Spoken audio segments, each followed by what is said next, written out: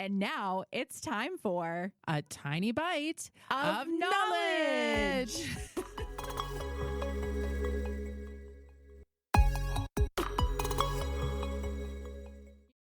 Hey, Sarah, have you ever thought about why certain nutrients are only tested on the top 0 to 6 inches of soil samples, yet there's others that are tested on both the 0 to 6 and the 6 to 24 inch depths? Yes, Jodi. I actually lay awake all night at night and just can't get good sleep. Help me with this. I need to be able to sleep at night. Why are we soil sampling for certain nutrients in the 0 to 6 and others all the way down to 2 feet? Well, Sarah, I've got some great news. We're going to talk all about it in today's episodes of Tiny Bites, where we discuss mobile and non-mobile nutrients. What is a mobile and what is a non-mobile nutrient? Help me out. So it comes all back to the name, right? When you think about non-mobile nutrients, those stay pretty much in place, relatively in place. And then you've got mobile nutrients that as water moves through the soil, water is going to carry those nutrients away. And so that's really the big difference between our non-mobile nutrients and our mobile nutrients. But why would some nutrients not move with the water? What causes that? So one of the really big things we think about in soil fertility and just soil in general is that soil is negatively charged. It's the cation exchange capacity and the composition of its negatively charged clays plus negative charges on organic matter contributes to the soil's overall net negative charge. And so when we look at these nutrients in the soil, they are either positively charged, like potassium, or negatively charged, like nitrate. And if you've got a positively charged nutrient in the soil, it's going to stick to the clay and into the CEC. But if it's not, it won't stick.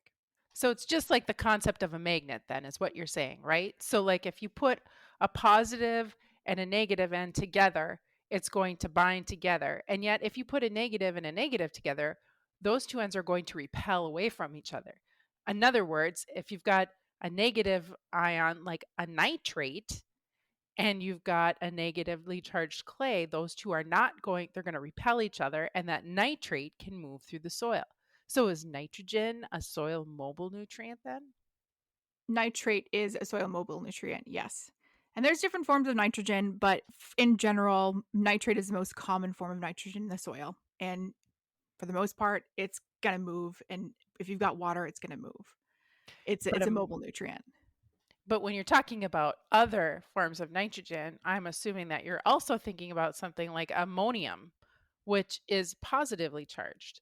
And in that instance, it can actually bind to the cation exchange capacity or those negative particles in the soil. Yes. Yes. And even though like we might hear about, oh, if I have a CEC of X in the soil, that means I can apply a bunch of anhydrous and not worry about it changing. But that's not really the case. Sure, there's some amount of anhydrous or like the NH4 plus molecule that's going to stick to the CEC, but it's not a permanent sticking situation. That's going to be transformed into nitrate over time. And it's just going to depend on how quickly that is based on like soil temperature and other factors, but it's not permanent. And so that is also able to change back into nitrate and flow away with the groundwater. So let's talk for 1 second about which nutrients are soil mobile and which nutrients are not, are soil immobile. So nitrate, sulfate, chloride, those are all negatively charged ions. And so those are soil mobile. But when you take a look at items, nutrients specifically, I'm thinking off the top of my head, like potassium and phosphorus are well known to be soil immobile. And phosphate's kind of an interesting cat, okay, because that is actually phosphate. It's a negatively charged ion, but it actually adheres to the clay. It absorbs to the clays and it actually sticks on there.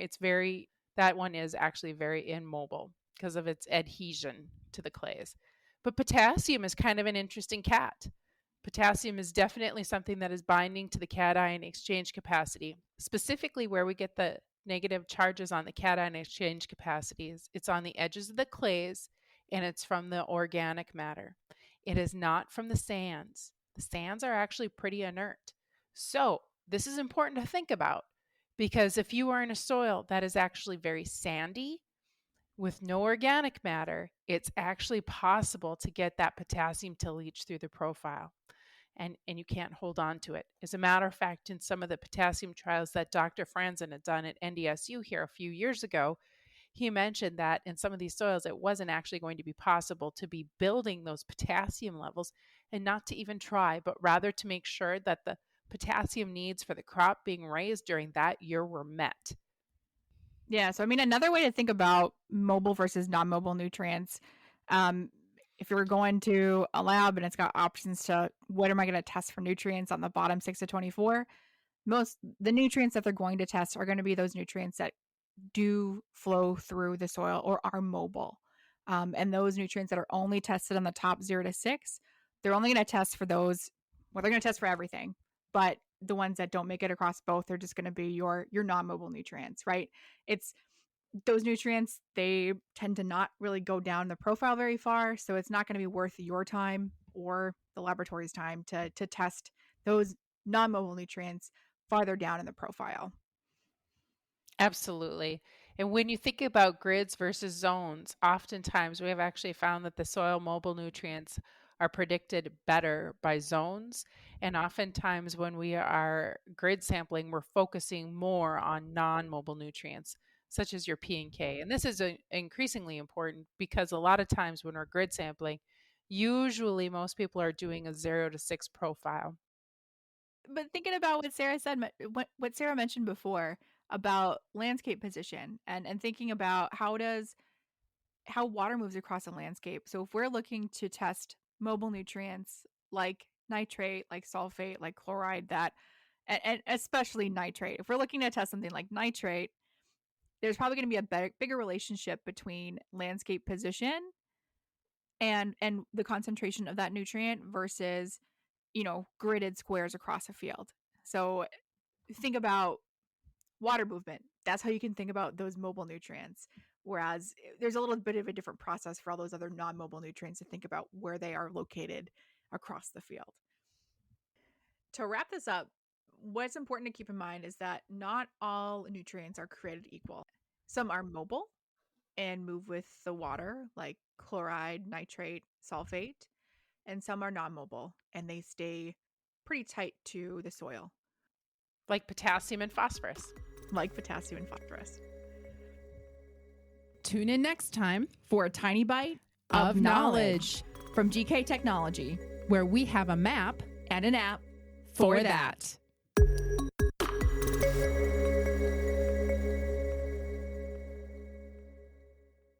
Let the geeks at GK Technology help you with your agricultural data. Their agronomists know agriculture. When it comes to creating soils and zone maps to maximize yields in your fields, you can trust the people with decades of experience in site-specific agriculture. Everyone at GK Technology has a background in agriculture, so they know what makes a farm run, and they speak your language. The geeks at GK Technology have a map and an app for that.